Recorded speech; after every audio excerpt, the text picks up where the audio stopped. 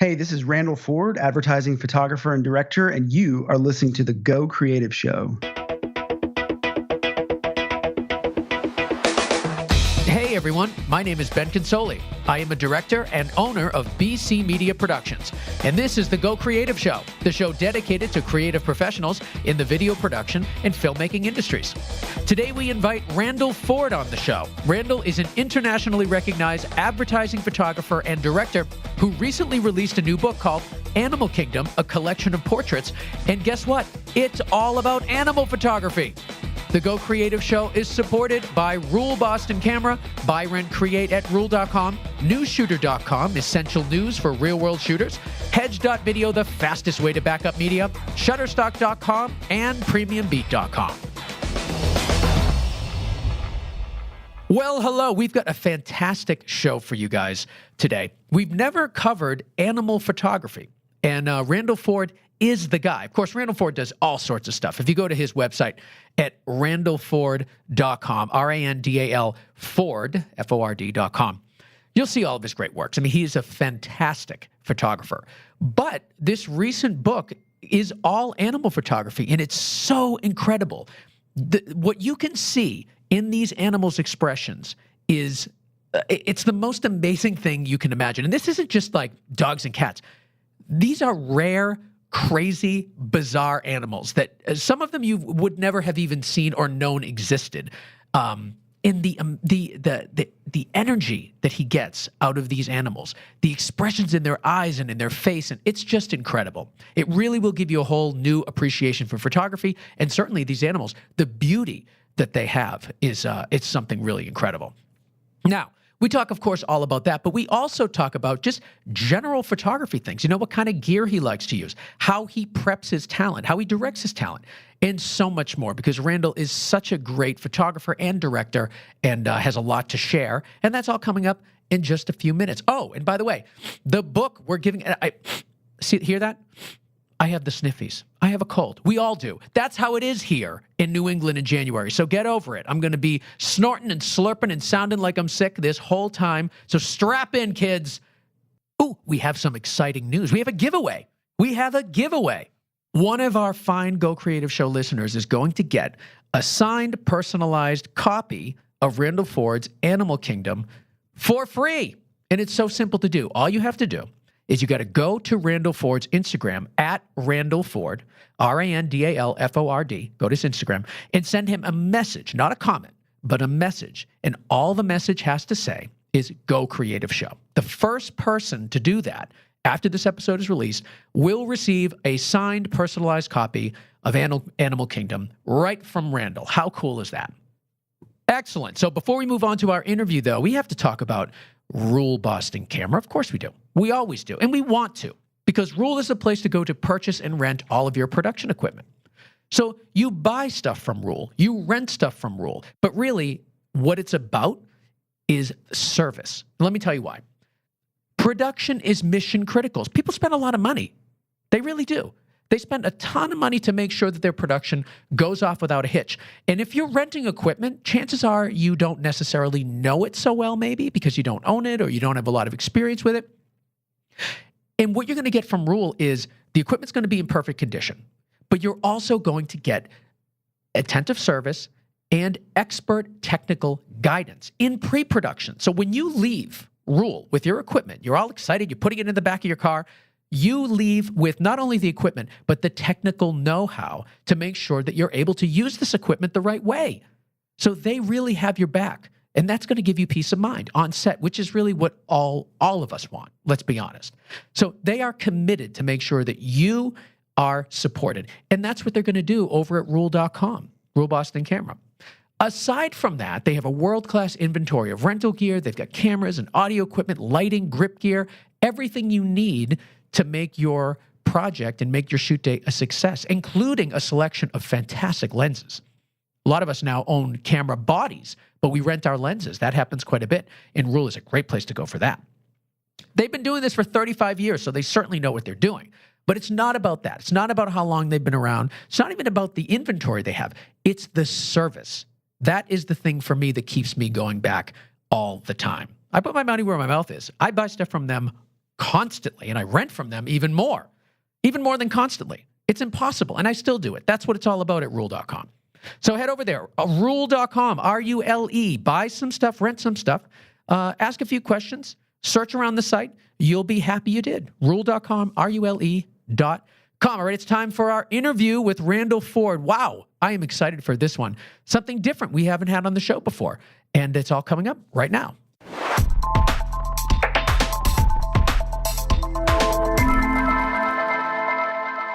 So I'm here with Randal Ford. He is an advertising photographer and director, and he's here talking about his new book, The Animal Kingdom, a collection of portraits. Randal, thank you so much for being on the show. Oh, thanks for having me. I first want to say that, and I'm not ashamed to say this. You know, some other podcast hosts may be, but I'm not ashamed. I'm jealous of your work. I am. Oh, I love the work you do. It's like exactly the type of work that I want to do. And I'm telling you right now, I am probably going to use a lot of your photos and a lot of your videos as references when I try to sell a concept. Oh, I love it. I'm so honored to hear that. I'm just telling you flat out. That really means a lot. That's awesome. I love it. I'm so honored to hear that. I was so happy when I got your book in the mail, The Animal Kingdom. This is really something special. I mean, I know you do a ton of portraits for people. You do beautiful directing work. You do a whole bunch of like advertising photography, but this is specifically animals. And I'd love to talk about kind of how this came about in the unique challenges when shooting animals. Why did you put yourself through the torture of having to shoot animals? Not only did I photograph animals, but I photographed them in studio, and that was even more torturous for many of the different types of animals. Why animals? And why did this whole thing start? This whole thing started 10 years ago. The founder of the partner of the Austin Pentagram location, DJ Stout, hired me to photograph these kind of beauty portraits of dairy cows on bright colored backgrounds. And at the time I was photographing lots of portraits of people on bright colored backgrounds. And he came to me and said, let's do this with dairy cows. Have you ever photographed animals? And I was like, no, I haven't, but let's do it. Let's try. And we did it. We photographed 12 dairy cows over the course of one day. Oh my God. In this barn in the middle of Texas. And that was, I didn't know it at the time, but that was the organic start of this idea of animal portraits. And the images, I sent them out to advertising agencies that I was working with, and they kind of took off. It kind of, in a way, it kind of went viral in the world of advertising and advertising and design. And so did that, and then consequently, I shot a few kind of dog and cat jobs over the course of the next few years for advertising agencies, and I even shot some cow jobs. Believe it or not, there are advertising campaigns that involve cows. And who knew there was so much demand for cow photography? Yeah, I mean, aside from Chick-fil-A. Yeah. But so I this idea of an animal portrait kind of kept kind of resurfacing. And after I did this long shoot in LA, photographing dogs and cats for a week, I sort of wanted to shoot something for my portfolio, for my personal work. And I brought a lion, a tiger, and a bear into studio, and the Wizard of Oz trifecta. Should I say, oh my? I felt like I should avoid it, but you know what? I'm cheesy. It's fine. Yeah. But I wanted to photograph predators because I hadn't photographed any predators in a studio, and I thought it would be so cool to do that. Oh my God, how cool! I brought them in studio, and I photographed the lion, tiger, and bear that day, and that was sort of the second kind of ignition or inception of this project. And from there, I started shooting more portraits. Some of them were for advertising campaigns, and some of them were for just for this project. And it wasn't until doing this for a couple of years that I was like, this could turn into a nice book project of animal portraits. And when that idea sort of surfaced, I started to shoot a little bit more, a little bit faster, and sort of kind of devote myself to this as a kind of heavy fine art personal project. And so over the course of a couple years, I photographed well over 100 animals in studio or in a pseudo studio-like setting. We photographed the cows in a barn in the middle of Texas, but I photographed the lions, the lion, tiger, and bear in a studio in LA. God. So this project it was a fairly organic project over the course of almost 10 years.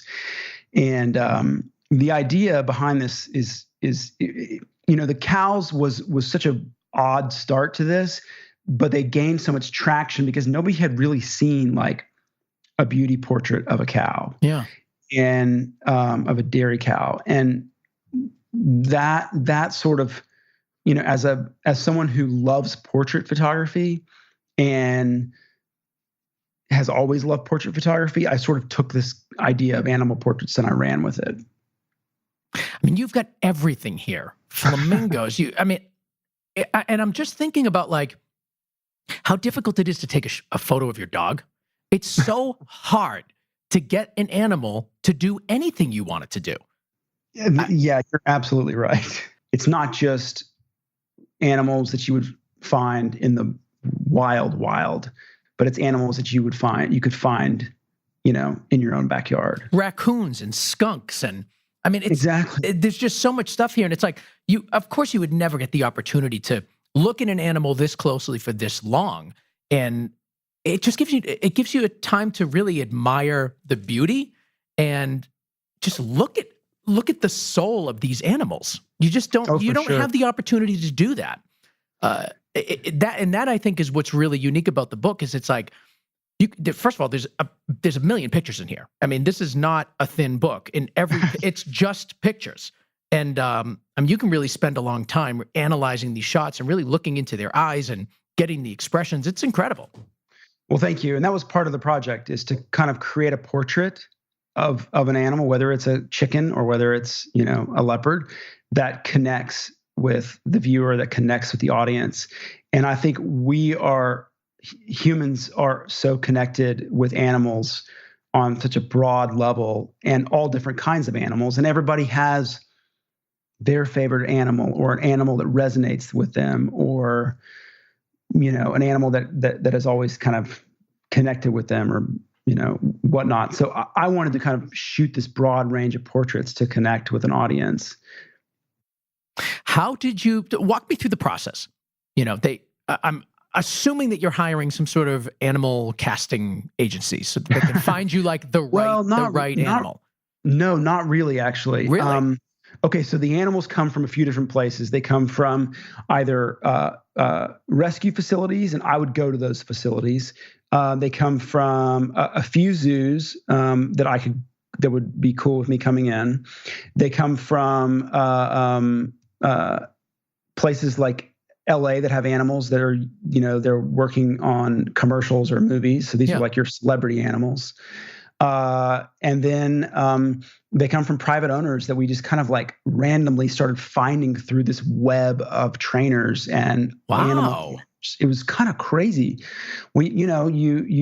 And I was working, I had a couple producers that I was working with that were helping me source the animals and find these, because I had kind of a working list going, and they would help me find some of these. And I was amazed at what we could find.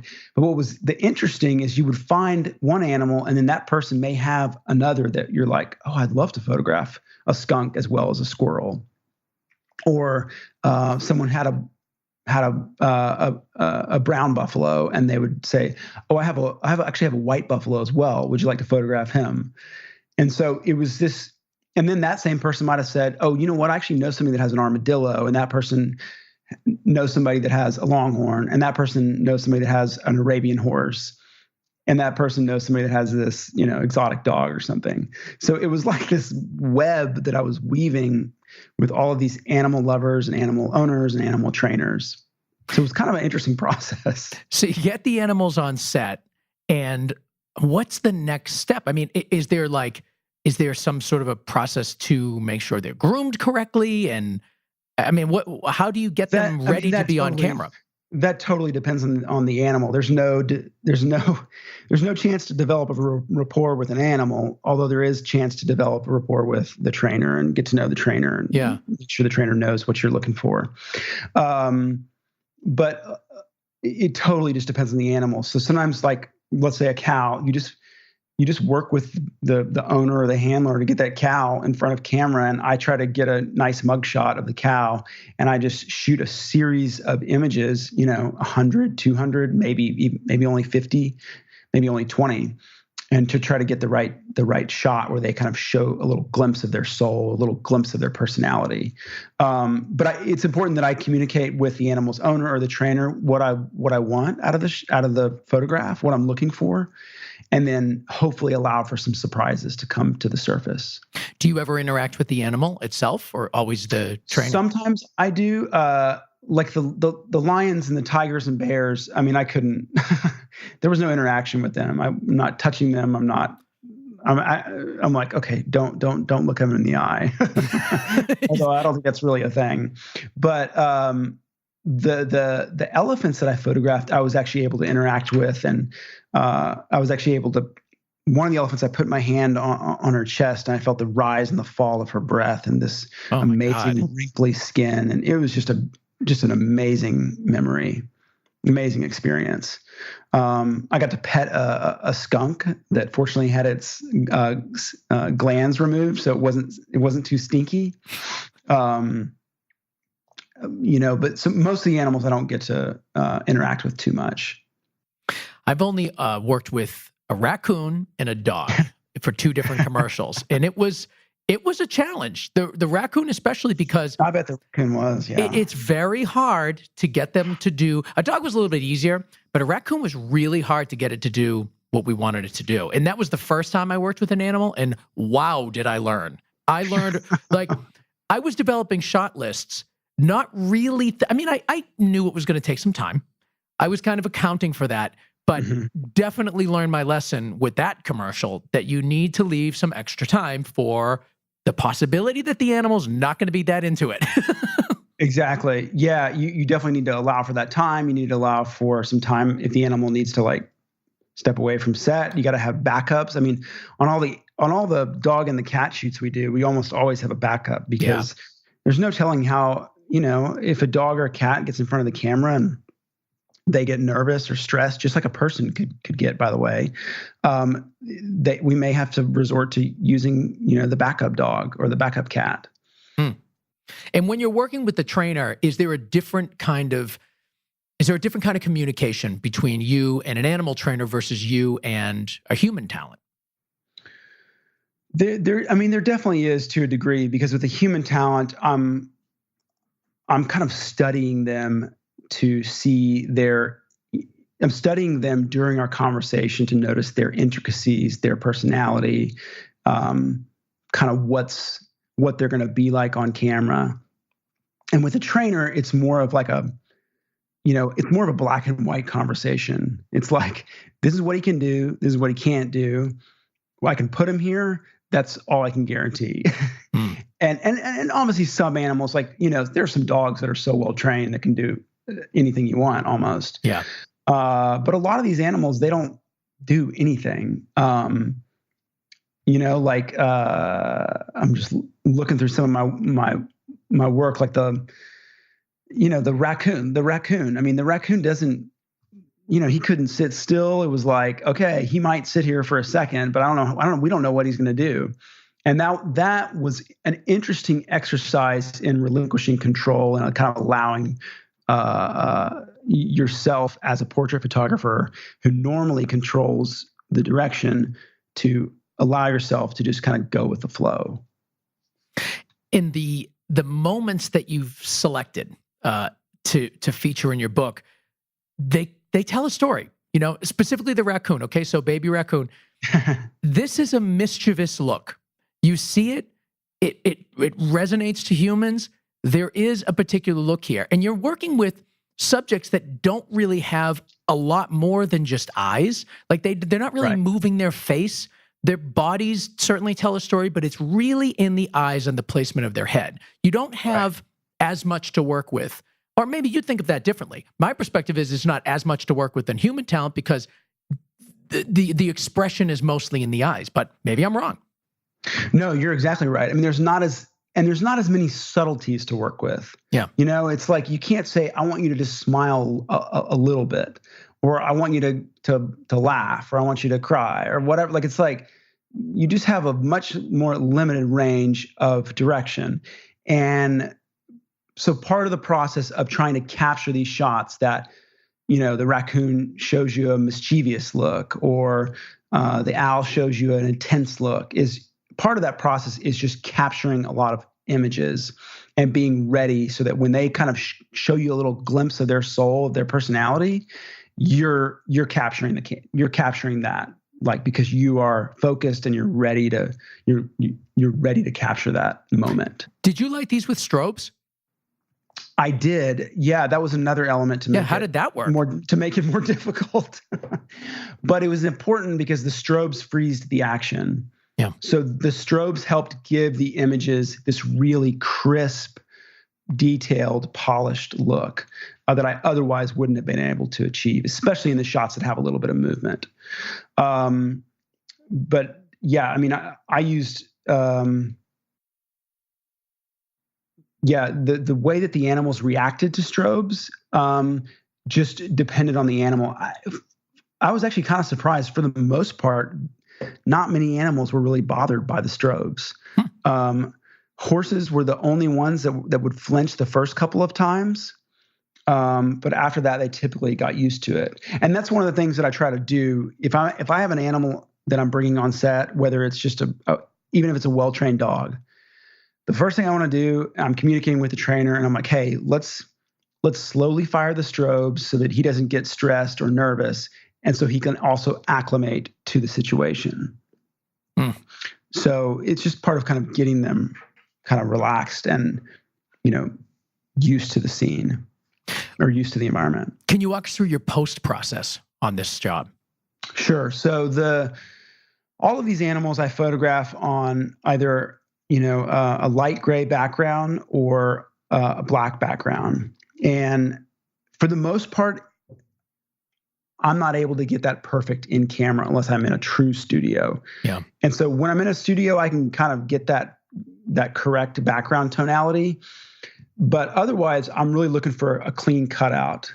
So I've got like a big silk, like for the cows, I'd set up a 20 by silk behind the cows so that I had a clean cut that I could make around the cows so they could, so I could have their hair, the edging of their hair and the mask correct. Yeah. And so then I worked with a retoucher to help composite to help kind of mask out the edges and create this perfect cutout. And then I could take the background tonality and match that specific gray that I had on all of the images. So the specific gray is 241 across the board, RGB 241. And that trying to have, and the reason I did that is because I wanted to have this sense of continuity and aesthetic cohesiveness between all of the shots in the book. I love the photos. Obviously, you have a ton on white and they're beautiful, but there is something so engaging about the black on black. I mean, you have black wolf, black goat. You have a whole bunch of other ones, black horse, and they're on black backgrounds. And it's just, actually the skunk on the black is really cool because you have that strip of white on their body and on their tail. And it really is it's a compelling look. And it's strange. It's like friendly, but it's also super dark and scary. It's weird. And I mean, so within the book, there's probably 150, maybe a little bit less animal portraits, and probably 20 are what I call like this black collection, where I photograph a black animal on a black background, and I let them sort of blend into the background a little bit depending on the animal, but the tones of black and the tones of gray in there are really close or in a pretty tight space. So it's kind of a technical challenge, but I think it's a really cool visual aesthetic that add some kind of uniqueness to the series and to the collection. And as you may guess, the black collection started with photographing a black cow on a black background. Everything started with the cows. It really did. I joke and I said, when I'm long gone, I'll be famous for my work photographing cows. Hey, it's better that than to not be famous at all, I guess. Right. Well, I mean, and then there was this other. There was a chicken that I found. It was a chicken called an ayam samani rooster, and it was. They're from Indonesia, and they're black from head to toe. So their cone, their beak, their feathers, even their meat is black. And I found one of these on. I just found a picture of one on Google, and when I saw it, I was like, "Oh my gosh, that would be so cool to photograph this black chicken on a black background and just utilize light and tone and details to just kind of create this kind of visual aesthetic." And after searching around, I was able to find somebody that had one in East Texas, out of all places. Now, we're certainly talking about animals and we're promoting the Animal Kingdom book, but you do a lot of people too. You have so many great portraits on your site, so much great advertising stuff on your site, live action directing work. And I want to talk all about that as well. How did you make that jump? Or was it a jump? Did you start with portraits and then transition into live action? So I started with stills, and then I slowly kind of made the transition of incorporating live action into my advertising work. And I was lucky enough to connect with a great production company out of Dallas called Charlie Uniform Tango, and they do post-production as well as video production. And so they were kind of a great partner for me to work with as a young director that didn't quite have a very substantial reel. And they were able to kind of help foster a series of spots to help kind of develop a reel through their relationships and through some of our pieces that we did together. So it was a slow transition, but going from photographer to director it's been a pretty natural transition. I mean, obviously I do both still, but I think it's a pretty natural transition based on what I do.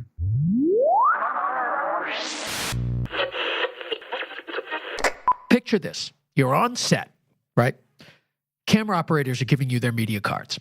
Your audio tech is giving you media cards. Maybe you even have a behind-the-scenes videographer or photographer giving you their media cards. And you are tasked with making sure that all of that media is backed up. It's a daunting task. It really is. But thankfully, we can use Hedge. That's right. Hedge is a backup software for filmmakers. It's super fast, super easy. It allows you to import multiple sources and send it to multiple destinations all at the same time. So it's perfect for creating multiple backups right there on set. I get all my media cards. I plug it all into Hedge. I've got my two hard drives that I always make sure I have with me on set. I press the transfer button and it just goes. It just goes. I also have the Hedge Connect app for my phone. So when the transfer is done, I get a notification. So I don't even have to think about it. But when I do think about it, when it's time to go back to shooting and I need to give my cards back to my people, I know that everything was backed up correctly as fast as it could possibly be, and I don't have to worry. So how do you get it? Well, you go to hedge.video and you check out all of their options for licensing. They've got a whole bunch of different licensing options. They have a free trial. You can do a project licensing, so you can just get it for one project. You can also get a full license, which is really what I recommend and what I have. And you can get a 20% off coupon code. If you type in Go Creative Show at checkout, you'll get 20% off the full license. It is worth every cent. This application gives you the peace of mind that you need on set. And your media is everything. If your media is not backed up, if your media is not safe and secure, you got nothing. And that's why we love Hedge. So head over there, hedge.video, check it out. And in the coupon code at checkout, use Go Creative Show, get that 20% off discount.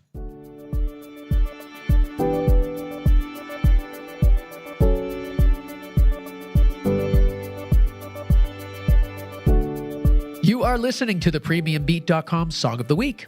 It's called Free Thinking by Ben Biney. Premium Beat is where to go for all of your royalty-free music and sound effects. Go to premiumbeat.com and access a collection of thousands of royalty-free tracks for as low as $69. You heard me right, and here's the crazy thing. You don't just get the individual track, you get loop sets, you get cutdowns, and now you get stems. That is huge. Now you have access to the individual tracks of the song for even more customization. So for $69, you get all these things, and you can customize your music to fit your project perfectly. But it's all about quality, and when you go to premiumbeat.com, you have excellent quality music for all different genres, all different tempos, all different instrumentations. It's all there, and it's all there for you at premiumbeat.com.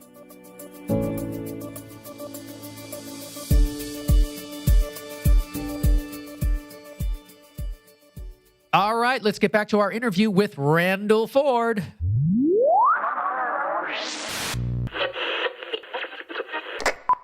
I want to take a moment and talk about expressions again, because expression is just such an important part of certainly the work that you're doing and really any advertising campaign for photography.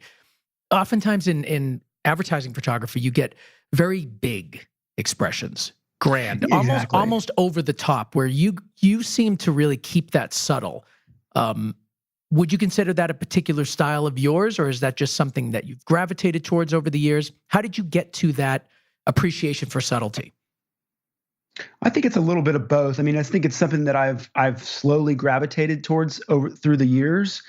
I think it's probably also, was part of my early influence as a photographer, which when I was getting into photography, one of my first exhibits that I saw was Richard Avedon's In the American West.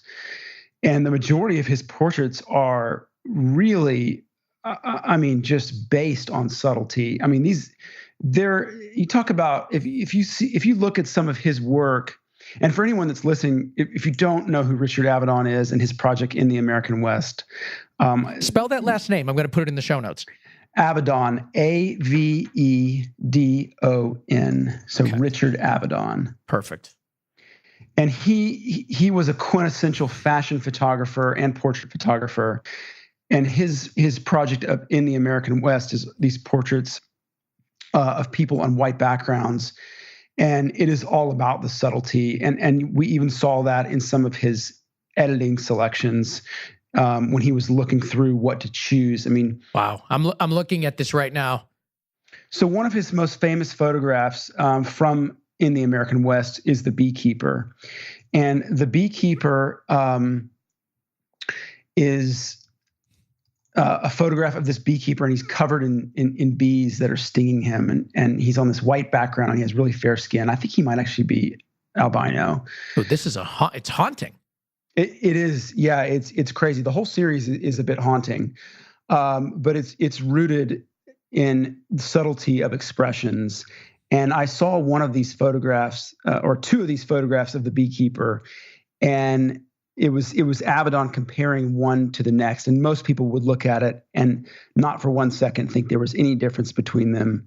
But Richard Avedon dwelled on the importance of that subtlety between these two and made his final decision on which photograph to, end up, printing for the collection. I've never seen these before. Thanks for bringing it to our attention. That's great for me to hear. I mean, to hear that there's people out there that haven't seen this work, because it's been a huge influence on my work. And every time I talk about it in photography circles, everyone's like, okay, yep, we know who Richard Avedon is.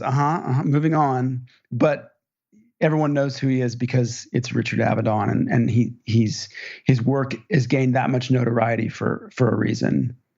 Oh, this is really cool. And of course, I'll put this stuff in the show notes so you guys can follow along. Although I'm sure many of our audience already knows who he is. And they're saying, now they're saying, damn you, Ben, how could you not know this? Oh, and I wasn't implying that. It actually makes me excited that I can, share his work with other people, because it's been so influential on me.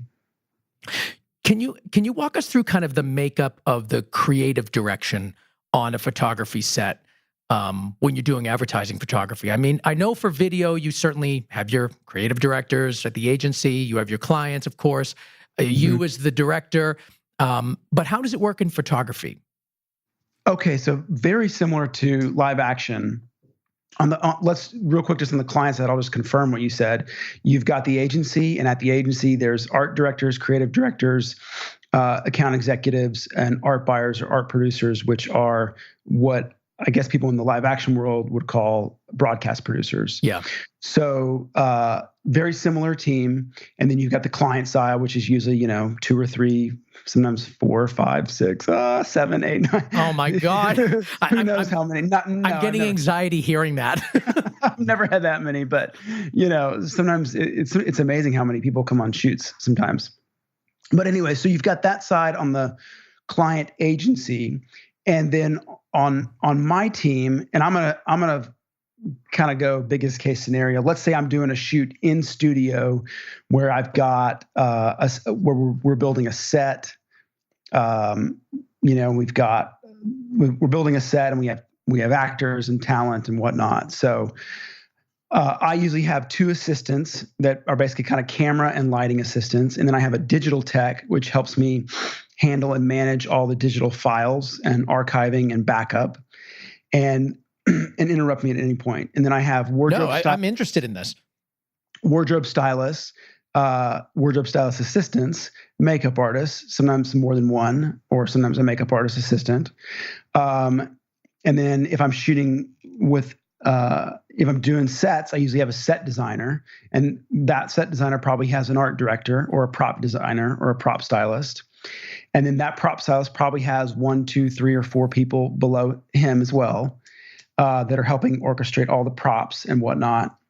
And then kind of the biggest piece of that puzzle that I failed to mention is that I have a producer, and that producer is the person that is hiring all of these people and sort of my kind of co-collaborator. So I'm kind of collaborating and directing the creative side of things and the subject and the talent, and my producer is sort of kind of handling kind of the scheduling, coordination, HR side of things. So and not all the shoots are that big, but that's kind of like, that it can get that big pretty quickly. And now when you're doing live action, well, I guess when you're doing photography, you just want to get that perfect shot, that one perfect frame.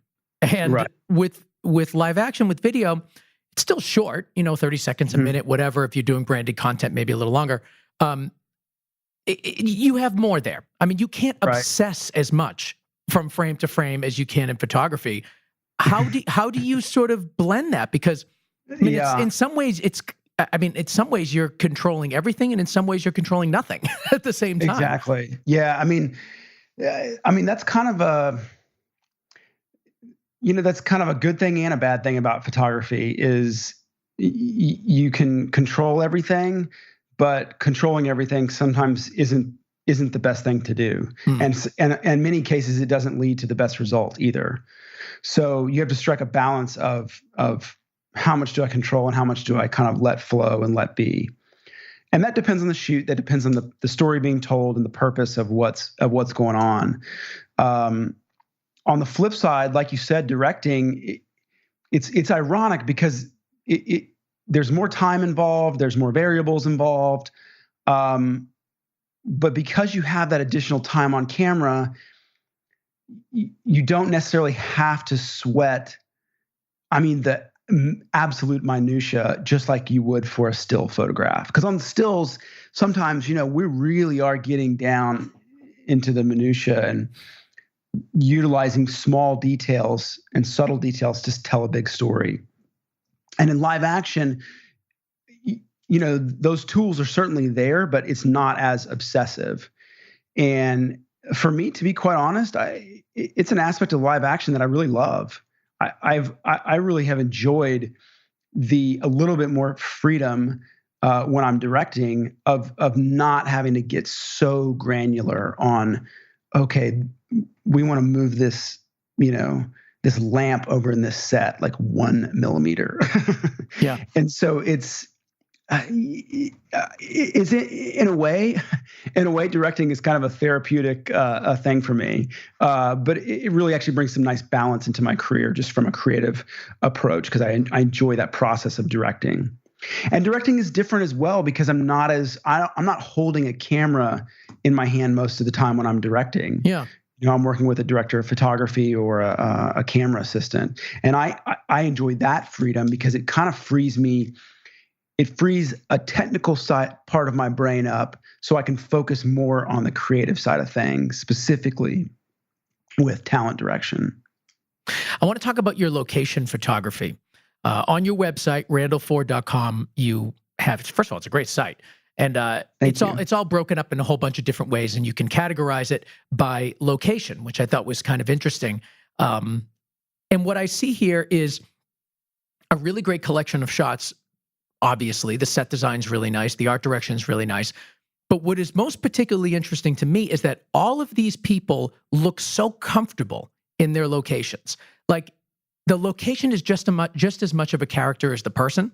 And that is not by accident. And I'd love to talk to you about how you create the environments in which you put your talent in.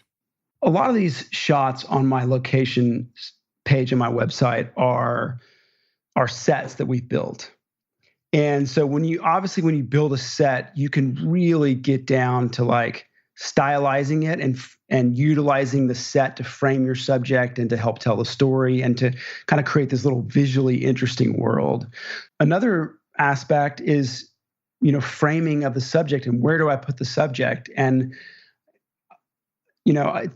maybe to a fault, I gravitate towards putting a subject in the middle of the frame. And that kind of goes back to the influence of Richard Avedon when I first got into photography, and also my kind of love for simplistically telling a story. So I've always kind of gravitated towards that kind of general composition, even though it's not always what I do. And then the other thing you mentioned I thought was interesting, that they look comfortable in that environment. And I think that kind of goes back to what we talked about earlier about just direction and starting with, working with the talent before they even get on set. They know who I am. They know my story, a little bit of my story at least, and I know a little bit of their story. And developing that sense of rapport allows me to direct them, a lot easier. And then finally, also, as far as direction, being bold in your direction. What do you mean by that? If you want them to think of something, be bold and come out and say it. I think that kind of is another layer of this further rapport and this further connection of you with the subject. And I think it opens up this whole other world and this whole other realm for expression and the ability to take direction. And on an extreme level, Richard, this is just going to be like the Randal Ford, Richard Avedon podcast. Whatever, it's fine. On an extreme level, Richard Avedon, talk about being bold. He was photographing, and I'm sorry for anyone that knows this story, and I'm going to botch it. He was photographing a celebrity, and he was after something a little bit more pensive and a little bit more dramatic in their expression. And he goes, "I want you to imagine that your dog just died."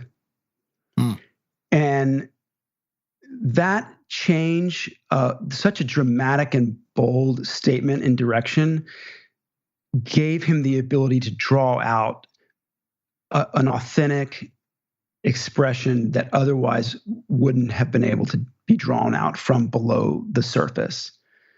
So I think the best directors, whether they're photographers or live action directors, can sort of pull out something that's below the surface of that of the actor, of the subject in front of the camera. I'm looking here at your CenturyLink campaign, where you have multiple people in different sets, and they're all sitting on chairs or couches, and their wardrobe is made of the same upholstery as the chairs and couches. I've never seen anything like this, and it looks really cool. And love to get your thoughts on the importance of wardrobe. I mean, I've never seen wardrobe incorporated so much as I am in this particular ad. But I mean, this is why I love. This is what one of the things I just love about advertising, and the ability of an agency or a client to come to you with such a creative idea. Yeah. So Arnold Worldwide in Boston, actually, they came to me with this idea. This is Arnold. Yeah, this is Arnold. Oh, cool. They came to me and they said, we want to create these couch chameleons of people that love TV so much they're blending into their couch. And it was for CenturyLink TV, like you said earlier. And so when I heard this idea and I saw a couple swipes that they had pulled from maybe Instagram that were real snapshotty, when I heard about this idea, I just kind of was like, oh, this is going to be cool. I mean, this could be really, really amazing. And what we did was we custom upholstered sofas and chairs and utilized the same fabric to create custom wardrobe for each talent that's sitting in this scenario. So there's a talent sitting in this scenario on their couch watching TV. You don't see the TV. And they are wearing the exact same fabric as the couch is upholstered, and so they're literally blending into their couch. They're couch chameleons, and just the concept behind this was just fantastic, I thought, and it was a blast to bring to real life. It was one of those. I mean, this was certainly one of those that we've talked about earlier, where you really get granular and detailed on your sets and your art direction and your style. But one of the most rewarding 4 pieces of photography that I've done in the last few years. You must drive yourself insane. You must sometimes. I mean, I'm just looking at the level of detail, and it's like the sets are relatively bare. I mean, that's bare's not the right word, but there's not a ton there. It's a couch, it's an end table, a lamp, whatever. But I just know that you got. I can just imagine hundreds of options flying in front of the lens, and thinking, I mean, it's got to drive you crazy. It does, and I think I drive my prop stylist crazy too. I mean, I work with. I try to find prop stylists that share a certain level of detail that I really love, and that's hard to find sometimes. And when you find those people that can appreciate the level of detail that you appreciate, that's when it takes the collaboration even further. But yeah, to answer your question, the obsession is, it's sometimes is not healthy, but it's also part of creating this visual piece. It's like you're almost, in a way, the type of photography I do, I'm designing a photograph. Almost designing this piece of artwork, this photograph that hopefully tells a story. And I think that's why I get so granular on the little details. Let's take a quick minute and talk about Shutterstock. Shutterstock, I like these guys. I really do. I've been using them for years, well before they sponsored the show, but very happy that they do sponsor the show.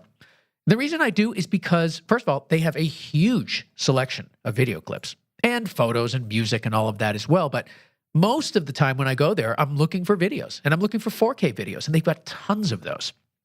Over 8 million royalty-free video clips, and many of them are in 4K, which is great. You can buy video packs, which is basically prepaying for your videos. And it gives you the opportunity to save hundreds of dollars. No joke, hundreds when you do that. In fact, I just did it on a recent project and I saved like over $500. It was crazy. So what I do is I go to Shutterstock.com, I click on footage, and I go immediately to a section called Curated Collections, because this is where I go to kind of get inspired. You know what I'm saying? Everything is put together really well in great categories, and this is kind of my starting point. Then I certainly go and I type in things in the search bar. And so many great options come up because the quality is really, really good. But I start at the curated collections because chances are what you're looking for, there's a category that corresponds and it's right there, easy to find. One thing that's brand new for this year is Shutterstock Select, which is an even higher quality premium footage, very cinematic looking. Some of this stuff is absolutely gorgeous. You guys have to check this out. It's called Shutterstock Select. It's right there. If you go to footage, hover over the footage menu bar item, go down to Shutterstock Select, and you will be faced with some absolutely stunningly beautiful shots in all sorts of categories. So I highly suggest you check that out as well. So head over there. Shutterstock.com. They've got images, footage, music, a great blog. It's all there. And you guys should check it out. It's a playground for us creative people. It's a playground. So go there and play. Shutterstock.com. All right, there's still a little bit more with Randal, and let's get right to it.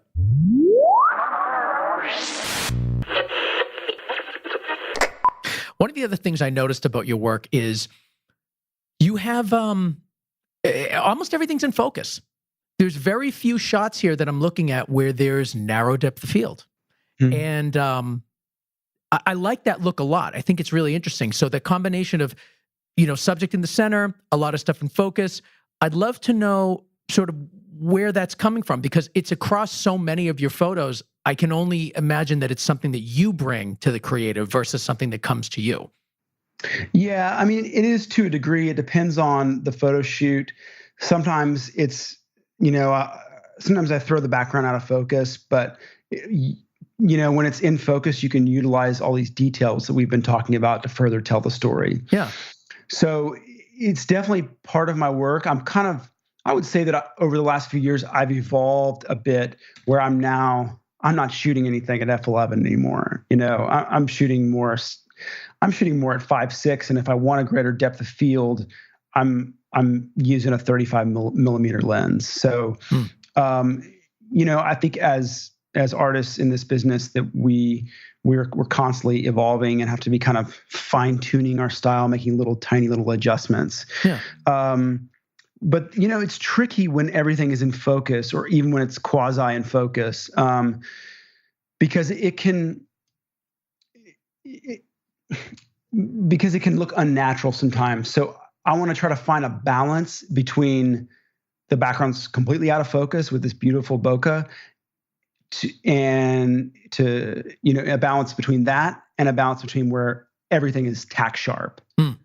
So it's almost like simulating the human eye. When you look out, like if you're focusing on something close by, what's in the background kind of softens a little bit. I mean, not exactly like we see in a camera lens, of course, but to a degree. It doesn't go to f1.8 where the background is totally blown out of focus. So I guess it's part of trying to emulate the authenticity of the human eye. Maybe that's part of my kind of intention in doing that. But it's also part of, just trying to develop a consistent aesthetic over time, and also trying to evolve that aesthetic over time. I think a lot of people rely on narrow depth of field, and I know I do. Sometimes when you're in locations you can't necessarily control, not everything, right, that it's not perfect back there. But even sometimes if it is, it's a way to kind of cheat the audience's eye in the right direction. And when everything's in focus, you're sort of opening it up a little bit to interpretation, where maybe they'll look at the lamp, maybe they'll look at where the heat, right. It's like you don't know. That's a great point. And I feel like even with so much in focus, it's still very clear where we should be looking in your work. Right. That's a great point. I mean, it's easy when not easy, but that's sometimes a tool of utilizing depth of field to draw the eye into the, where you want the viewer to look or experience. And then, like you said, if it's not, and maybe that's one reason why I typically like to put my subjects in the center of the frame, because it's a little bit more natural place for the eye to go. And then you back to kind of art direction and prop styling. There's not a lot of room for error and placement of things. Everything does need to be placed intentionally. Otherwise it could look kind of just not quite right, if that makes sense. Can we talk a little bit about your gear choices? Cameras, sure. Lenses. I'd love to nerd out. Yeah. Love it. So I have been, so 5 years ago, I sold my phase one. I had a phase one back. I think it was the P30 or P40. I was using that on a Hasselblad, doing some shooting medium format with that. And then at that time, I started shooting with the Nikon D800, then D810, and now Nikon's D850. And I absolutely love this Nikon D850. Why is that?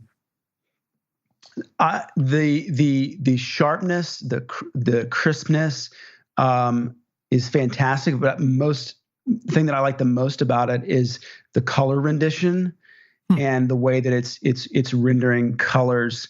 And I feel like I'm seeing like a little bit wider range of color temperatures within the image. So there may be a little bit more natural distinction between, warm highlights and cool shadows. So in that regard, I really have enjoyed that camera. I'll sway away from talking about dynamic range. I feel like that comes up all the time. But what I also think is interesting with my gear choice is I'm using Sigma almost exclusively. I'm using Sigma Art lenses. Really? They have a line of lenses called Art, and they are the sharpest lenses I have ever used. And there's like a micro contrast to these lenses that I really love, that I think really fits my style well, and still gives me a little bit of that nice micro contrast, while still allowing the image to feel authentic and not like it's been pushed too much in Photoshop. So I find that has a really nice, it's almost like a Zeiss look to it. It's got this really nice micro contrast, beautiful look to it. Now, I'm assuming I shoot almost everything on a 50 or a 35 millimeter. Sorry to interrupt. No, that's perfectly fine. So 50, 35, you're using, it's interesting you're using these art lenses. I like them too. I think they're really great. They don't get brought up that much on the show.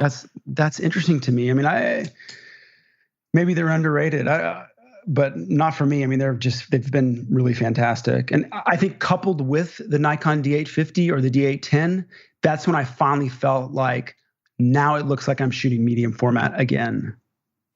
Why did you phase out that phase one? Primarily because the autofocus on the medium format cameras is too slow, especially if I'm shooting fast moving subjects or animals. Yeah. And it wasn't as stable as digital SLRs, and the quality wasn't that different by then. And I mean, I probably a couple times a year I'll rent like an IQ3. I think that's the 100 megapixel back. But they're just so cumbersome and kind of just get in the way. And there's already all these things going on. It's like, I don't want my camera to get in the way. Like, especially when you're the photographer. You're the photographer and you're the director. So I got to be the DP, and I got to be the director when I'm taking stills. And so I don't want to have anything go wrong. I don't want to have any focus mishaps. I mean, these new cameras, I mean, every shot is in focus. So that was my reason of kind of going the other direction. Now, if I was a still life or food photographer, it would be another story. Where would you go if you were doing that most of the time? I would almost most certainly shoot medium format. And why is that? Why not? Because you can, because you want to. But is there something that's just specifically better suited for food in medium format? That's a great question. I don't know if there is, to be quite honest. I would just think if I was shooting subjects that are static, then my problems that I had with medium format wouldn't be as big of an issue. So it sounds like for you, medium format's the gold standard, and you phased out of it only because it was causing problems on set. Yes, I think that's a fair way to put it. Yeah, totally. Yeah, that's interesting. I don't do photography much. I don't really even shoot that much, to be honest with you. I'm mostly directing, but I'm always fascinated with kind of the way that type of project is structured, because it's similar, but it's different from live action. Right. That's exactly. Yeah. Can you talk to us a little bit about your lighting techniques? And I'm sure it changes from job to job, but are you... I know some photographers are really big on the most unobtrusive lighting possible. And some are more just, get it as close to the subject as you need it to be. It doesn't matter. So I'm curious where your stance is. So when I first got into photography like 10 years ago, I bought a couple Alien Bees lights, and a couple which are made by a company called pulsy buff white lighting. And I learned strobes, and I really love the technical aspects. As you can probably know at this point, as you can probably tell at this point, I enjoy technical, aspects of visual making. Yeah. And, I got involved, just heavily involved in how do I like this? How do I like that? What do we want to do here with the lights? And as I've evolved over the last 10 years, I definitely have come back to this idea of simplicity, and simplicity being sophistication, or using simplicity in a sophisticated way. And so, it used to be a situation where I would use available light, meaning every light that is available. A friend of mine in Austin told me that one. And I love that. And, that had its place for learning. But I think when I really have come into my own as a lighting or style, photographer, I've gravitated towards a singular soft light source that is intentional, that is authentic, and that can be true to the environment, but also one of those tools to highlight the subject or to highlight the story being told. Does that make sense? So it's kind of utilizing this you're kind of on this fine line of using light to tell a story, to add to the story and to, focus your eye to a certain point. But I really don't want lighting to be distracting at all. And so I've kind of, I think as every artist kind of grows in their career, they kind of start to become a little more snobby and esoteric. And I think I've sort of gravitated a little bit more towards this idea of how can I light this in a simple, beautiful, classic way, Rembrandt lighting and modify it from there, Rembrandt or window lighting and modify it from there. Does that make sense? It does. It does. It must be so refreshing for you to just go out on the street and take a photo with the phone. You know what I mean? And just let it just be.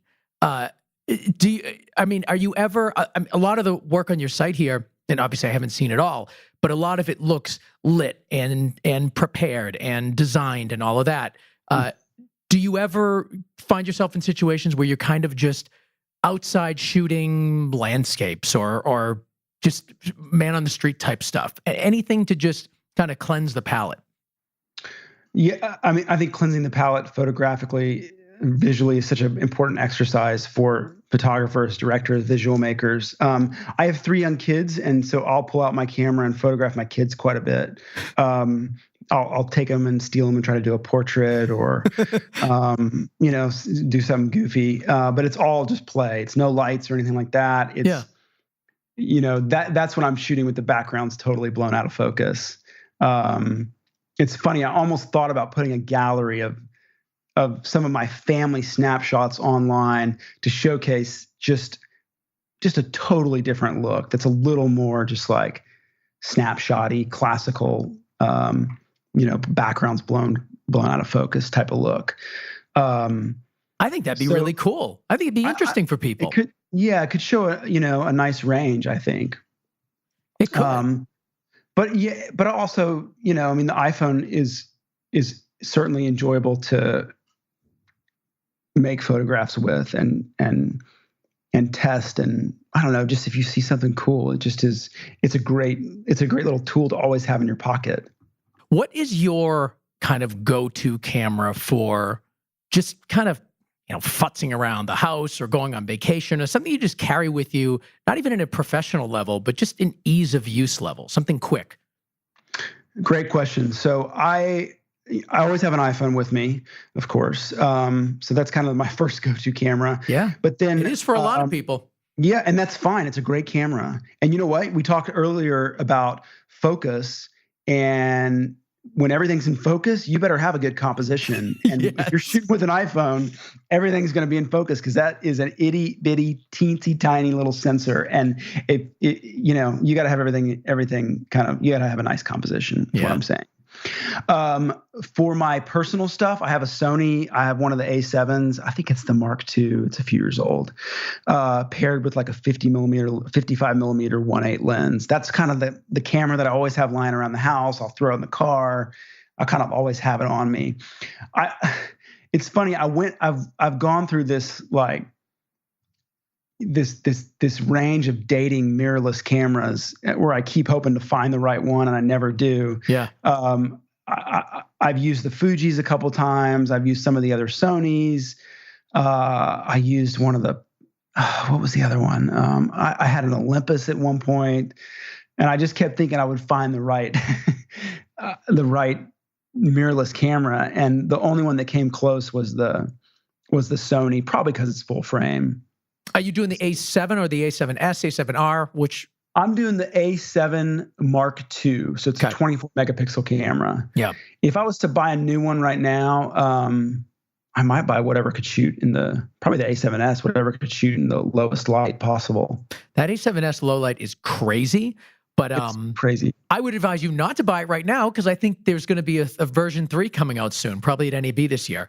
But the A7R3 is the one that I hear about a lot.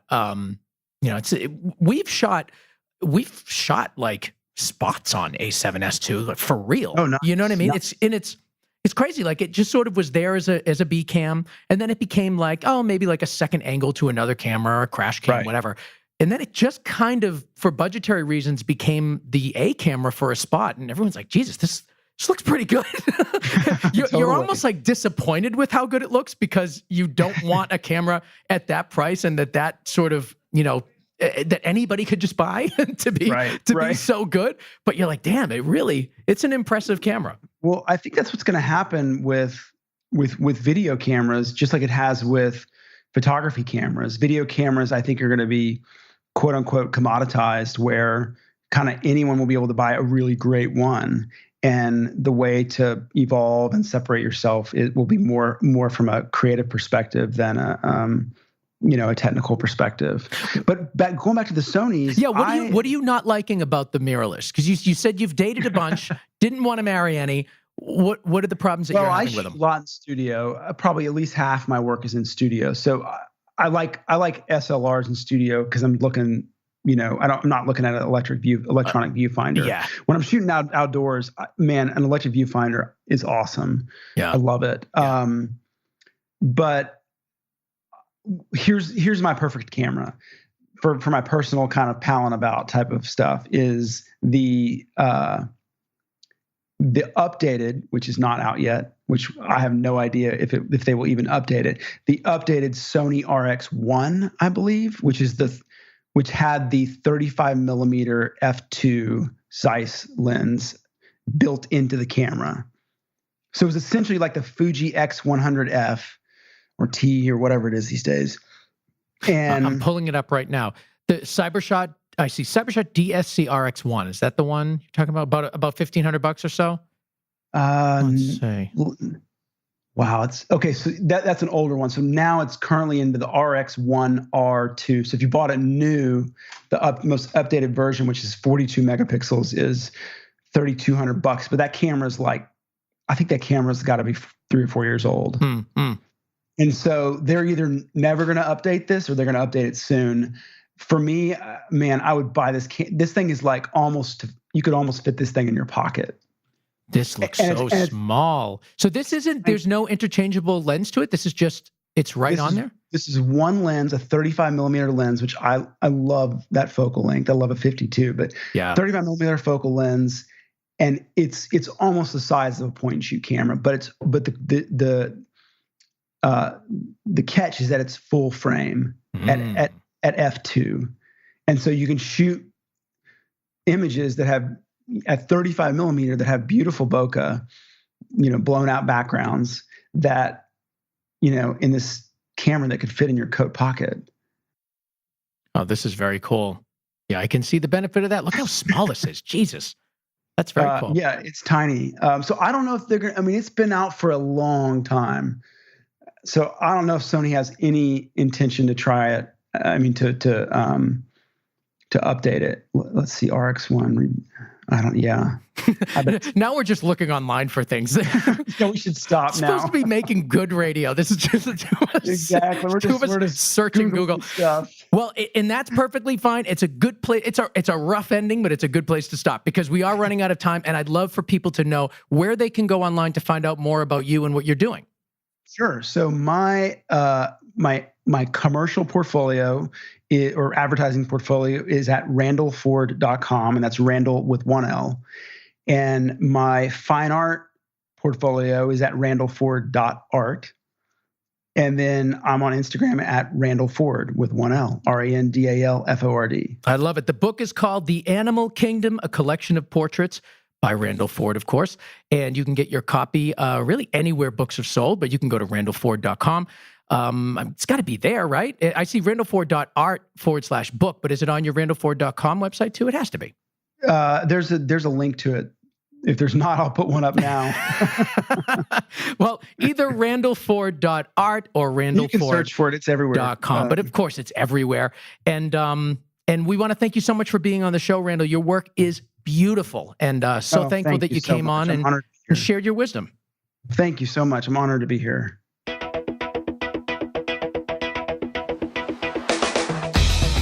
There he goes, Randal Ford. So happy to have him on the show. Talking about animal portraits, talking about directing, talking about art direction, all the things that we all need to be better at. Now remember, you can get a free copy of his book signed and personalized to you. Super simple.